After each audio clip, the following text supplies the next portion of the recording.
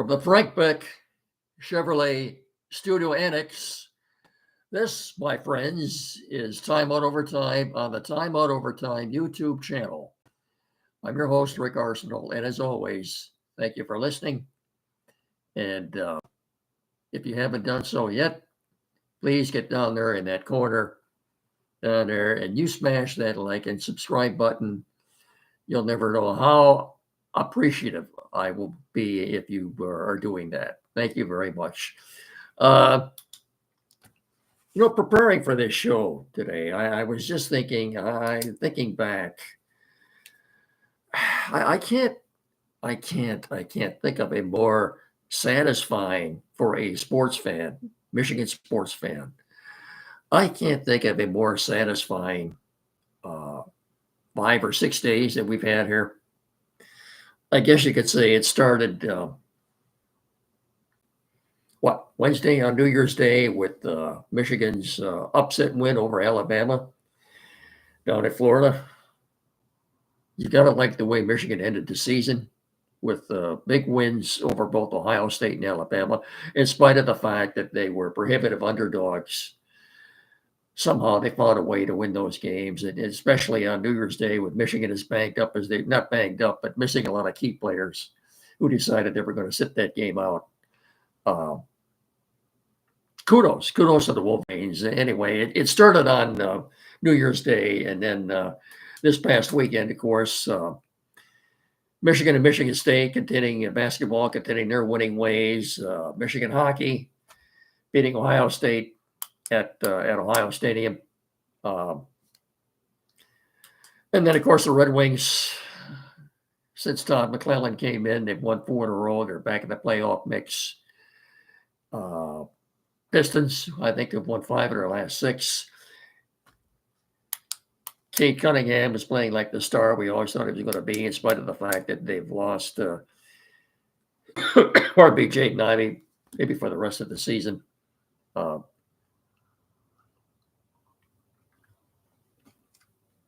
Of course, it all culminated last night at Ford Field in downtown Detroit with the Lions beatdown of the Minnesota Vikings. We're all going to get to this here. I'm trying to get you caught up in everything going on, but for obvious reasons, most of our time tonight, we're going to spend talking about the Lions and the game last night. Give you a few stats. We'll look at the playoff picture for both college and the NFL coming up this weekend. It's going to be quite a weekend for football. It starts on Thursday, and you're going to have 5 consecutive days of playoff football, both at the collegiate and the professional level. Thursday through Monday night. It should be a lot of fun. And of course, if you're a Lion fan, you've got the advantage, if you will, of the leisure of being able to sit back, put your feet up, and watch football, not having to worry or get the butterflies in your stomach about whether or not they're going to win the game or not. Kudos to the Lions. We're going to get to all this in just a couple of minutes, but let's get a few things out of the way here. Where to start? Michigan basketball. They're still on the West Coast yet. They will be playing. They're ranked number 24 right now. They're 3-0 in Big Ten play. They're playing UCLA. They're ranked number 22nd, I think. They're playing UCLA. I think that's tomorrow night. So late starts, 10 o'clock. They are, I think they're 11-3 overall. Like I said, 3-0 in the Big Ten. Michigan State is also 3-0, also 3-0 in the Big Ten. And they won't play until Thursday night when they play Washington at the Breslin Center. 3-0 in the Big Ten. The Spartans are 12-2 and they're ranked 16th in the country. They've been playing very well too. I'm anxious to see these two teams go at it. I don't have a date exactly when they're going to be playing one another, but that will be a very interesting game to watch this year. In fact, I'm assuming they play twice this year. Some years they only play once, but I'll have to go back and look at that. Red Wings, since Todd McClellan came in. They lost the first game. They've gone on to win the next 4. They're 17, 18-2. They're just a couple of points out of fifth place, I think. Hey, they've got the Ottawa Senators coming into Little Caesars tomorrow night. It's a big game, and if they can win that game, they'll surpass Ottawa. And like I said, their wins right now are 17, 18, and 2. So, like Steve Arsman said, they just get a little winning streak going here, and they can be back in the playoff mix, and that's exactly what's happened. They look rejuvenated. I'm not going to go into all the great detail about them because we're spending a whole lot of time on football tonight. But Pistons, I think, have won 5 of their last 6. They've got Chauncey Billups and the Trailblazers tonight at Little Caesars. A win tonight. If the Pistons win tonight, they'll be a 500 team. They'll be 18 and 18.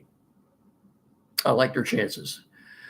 They're 17 and 18 now, and the Trailblazers are 12 and 22, and it's not been a good year for them. So, by the way, I think Chauncey Billups was at the Lion game last night. Somebody said they saw him there. Oh.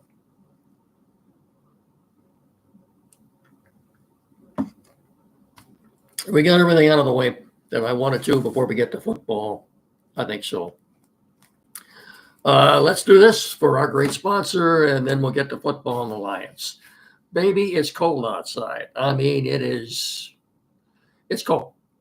And it's going to be that way for a while. I don't see anything above freezing the next couple of weeks. This is a segue into the fact that you should have gotten your car winterized by now.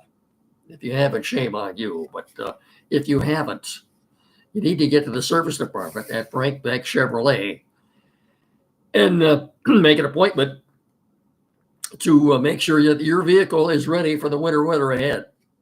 You get in there, you let them check the strength of your battery, your belts and hoses, wiper blades, antifreeze, and more. Plus, now is the perfect time to get that new set of tires. So you don't, pardon me, so you don't go slipping and sliding down the highway.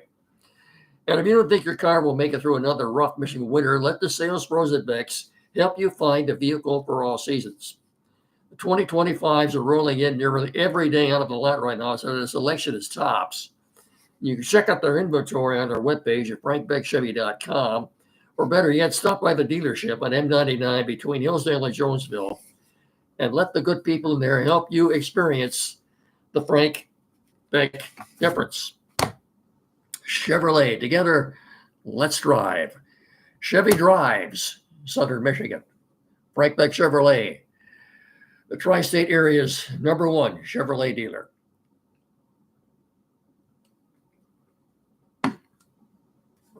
Now, leading up to the game last night, which many said or dubbed it the most relevant regular season game in NFL history. 2 14-2 teams with everything at stake, everything on the line for the winner. #1 seed, NFC North Division champions. First round bye, 2 home games, provided you win the first one, of course. 2 wins away from the Super Bowl at New Orleans. As you saw in the headline, all roads to New Orleans now go through Ford Field. My nephew and his girlfriend were there at the game last night. They got tickets apparently for Christmas. And, they said the noise was deafening. They were sitting next to one another and could not hear each other talking. That's how loud it was in there last night. These Detroit sports fans, kudos to them. They are the world's greatest fans. And, boy, you give them a winner and you get something to cheer about. They're going to back you 100%. And that's what they've been doing. Detroit is a great sports town. But anyway, getting back to this game last night, all I heard about in the week leading up to the game and the days leading up to the game was from the national experts. You know what I'm talking about? National experts, people like Pete Briscoe at CBS Sports, a little man who never coached or played football in any way, shape, or form, but he knows all about it. He's got all the answers. He does a weekly podcast on CBS along with Kyle Long. Long, granted, he played Uh, he was an offensive lineman for the Chicago Bears. Of course, he's the son of Howie Long. He admits he hates the Lions. He also, the majority of the time when he has to predict, they both do a weekly podcast and they predict the games. They make predictions on NFL games. Briscoe never picked the Lions to win a game this year at all. And I think Kyle Long, maybe on one or two occasions, may have picked the Lions to win. But where am I going with it? Well, little guy like Briscoe and all of the egotistical folks that would at ESPN, that would be Mike Greenberg and his cronies on Get Up in the Morning. They all picked the Vikings to win this game. They never played. They went to college, got a degree in journalism. Now they know all about the NFL. They know all about football. They've got all the answers. Lions, their defense is awful, terrible. They can't stop anybody. The Lions have a terrible defense. Let's give them. How about we give them all the mid-finger salute today, huh? No. Obviously, these people, like Jim Moore once said when he was addressing the press, Jim Moore, the former NFL coach of the Saints and the Colts, you people out there in the press, you don't have a clue. You think you know, but you don't know. You never did, you don't know, and you never will.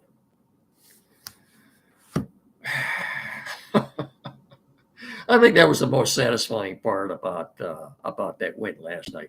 Side story to this too, though. Brian Flores, the Twins' defensive coordinator for 3 years, was the head coach of the Miami Dolphins.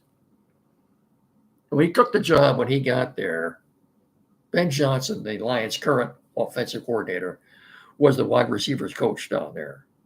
Until Flores came in and informed him they had no longer had need for his services. So that had to be a satisfying win for Ben Johnson last night, too. The offense, I don't know what the problem was. They had trouble getting out of first gear in the first half there, but they got it together, scoring touchdowns in 3 straight possessions. Kudos to Aaron Glenn of the defense last night. And what a difference number 34, Alex Anzalone, made, huh? Hey, people, he hadn't played in a while. He won't be in shape. Really? He led the team in tackles last night. He covered the tight end, TJ Hawkinson, all night. What did Hawkinson do? Caught 2 passes for 9 yards. Anzalone led the team in tackles, and rightfully so, was awarded a game ball after the game from Coach Dan Campbell, along with Jahmyr Gibbs, by the way, who set a team record last night with 4 touchdowns. You gotta think what Gibbs might have done had he been the featured back all year. Would he have gotten close to what Barkley did with the Eagles? Possibly. Oh. And all in all, it was just such a great win last night, and the fans, everything. It was like a playoff game last night, really. And Sam Darnold, folks, that's the Sam Darnold I know. That's the Sam Darnold that I remember when he was quarterback of the Jets. And he didn't disappoint. He came through like a champ last night. Having said that, I had when the game was over with, and Dan Campbell met Kevin O'Connell at in the middle of the field after the game, shook his hand and said, "I'll see you in 2 weeks." They will be playing a week from tonight. They'll be playing the Rams at SoFi in LA, and I'm rooting for the Vikings. I don't know about you. I don't want to see Matthew Stafford come back to Ford Field. We have to see his wife Kelly and their kids again. All that. No. Look, the Vikings lost 3 games this year: 2 to the Lions and 1 to the Rams. You gotta remember the Lions played a first place schedule this year. By the way, if you thought this year's schedule was bad, next year's is doubly bad. It is a brutal schedule. And again, that's the price you pay for success, I suppose. Lions played a first place schedule this year. The Vikings played a third place schedule. The point I'm trying to make is, except for the Lions and the Rams, they didn't really play anybody this year. Yeah, they beat Green Bay twice, but I think the Packers are grossly overrated. I don't know. Christian Watson is hurt again for them, so what's new, huh?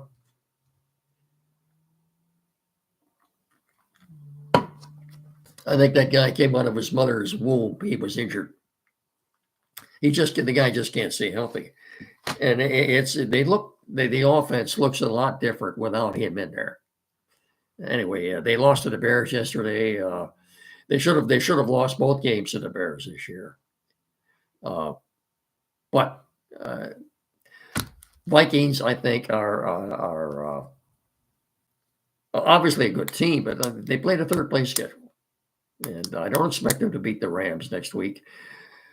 Don't get me wrong; I'd love to see the Vikings and Green Bay and even the Commanders, Washington, win their playoff games next year. I'll get to that schedule here in just a second. Give you a few quick stats from the game last night, and then I think we'll wrap this up. As you know by now, I wouldn't be doing this show if it hadn't been for the technical assistance of a good man, Tim Lindley at Quality PC in downtown Hillsdale. Lendley, one of the nicest men you're ever going to want to meet. 37 Waldron Street, across from Fat Jack's Automotive, a couple of 100 feet west of Howell Street. The place to go for any technical needs, sales, service, repair, anything at all. See Tim Lindley at Quality PC. Whatever it is, computers new or used. Maybe the computer you have now needs a little work done on it. Large flat screen TV mounting and programming. Maybe you're changing internet providers. Printers new or used. Anything at all, folks. Get in there and see Tim. This is the guy you want to see. There is no better technician in our area than Tim Lindley. 517-610-5372, or like I said, get in there and see him at 37 Waldron Street in downtown Hillsdale. When you do, please tell him Miggy and I sent you. Will you please? Thank you very much. Quickly, stats from last night. Passing. Vikings at 142, Lions 216. Rushing, Vikings 120, Lions 178. Total yards, Minnesota 262, Detroit 394. Time of possession, Detroit 36 minutes and 12 seconds, Minnesota 23 minutes and 48 seconds. Red zone efficiency, the Vikings were 0 for 4, the Lions were 3 for 3. Third down. Third down last night, the Vikings were 3 for 13 on third down and 0 for 3 on fourth down. Yeah. As I said, Alex Anzalone led the team in tackles. It's amazing what a difference that guy makes in there. Boy, it really is. Quickly, playoff seeding in each conference. This is the way things came out after last night's game. Now, as we headed to the playoffs, look at the AFC first. Kansas City Chiefs are the top seed, of course. They've got the first round bye, just like the Lions do. Buffalo Bills are 2. The Baltimore Ravens come in at 3. And the Houston Texans, having won their division, the AFC South, are their 4th seed. Then you've got the 3 wild card teams. The Chargers are 5. The Steelers are 6. And the Broncos are at 7. Look at the NFC seeding. The Lions are the top seed. Therefore, they get the first round bye. The Eagles are the number 2 seed. Tampa Bay Bucks are the 3 seed. And the Rams come in with the 4 seed. Those are your 4 division winners. Then you've got the 3 wild card teams. The Vikings at 5. The Commanders at 6. And the Packers at 7. So, like I said, this weekend, beginning Thursday night, you've got 5 consecutive days of playoff football, both at the collegiate and the NFL level. I've got the schedule here, and where you can watch them Thursday night, this coming Thursday night, January 6th, in the Orange Bowl at Hard Rock Stadium in Miami. You've got number 6 Penn State taking on number 7 Notre Dame. These games, by the way, are both on ESPN. And then on Friday night, January 10th, in the Cotton Bowl, you've got number 5 Texas taking on number 8 Ohio State. That's at AT&T Stadium in Arlington, the house that Jerry built. Then on Saturday, beginning Saturday afternoon at 4:30 on CBS, you've got the number 5 LA Chargers at the number 4 Houston Texans. Again, that game is on CBS beginning at 4:30, 8 o'clock Saturday night. Right after that, you've got the number 6 Steelers at the number 3 Ravens. Yeah, the Ravens are 3. That game is on Prime Video. So unless you have Prime Video, you will not be able to watch that game. Then we look at Sunday, 1 o'clock Sunday. You got the number 7 Denver Broncos at the number 2 Buffalo Bills. That game is on CBS. Followed by the 4:30 game, the number 7 Packers at the number 2 Eagles. That's on Fox. Then at 8 o'clock Sunday night on NBC, DeRico and Collinsworth. You've got the number 6 Washington Commanders at the number 3 Tampa Bay Bucks. And it culminates next Monday night, as I said, at 8 o'clock with Buck and Aikman on ESPN and ABC when the number 5 Vikings take on the LA Rams, number 4 Rams at SoFi. And that wraps it up for playoff football for this coming weekend. As I said, kind of nice as a Lion fan. You can sit back and just relax, put your feet up and watch football without the stress of the Lions being involved. The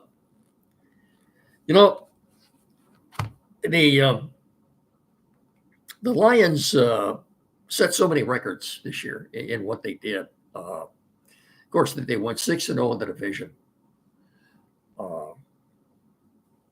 I don't think there's no argument. It's the toughest division in the NFL, the NFC North. 6-0 in the division, and a perfect 8-0 on the road, and a 15-2 record. Who would have thunk it? Dan Campbell and his coaching staff are probably going to lose both their coordinators, but I think that their replacements are currently on the coaching staff. As I've said before, I think Ben Johnson, he goes. I think you'll see the Dave. I think you'll see Mark Brunell, the current Lion quarterback coach, step in and get the job as offensive coordinator. Aaron Glenn has taken linebacker coach Kelvin Shepard under his wing. He's grooming him to take his place. You start to see him go, but that's the price you pay for winning. Keep in mind too that if you lose a coordinator and he takes a head coaching job at another team, you are awarded a 3rd round compensatory pick.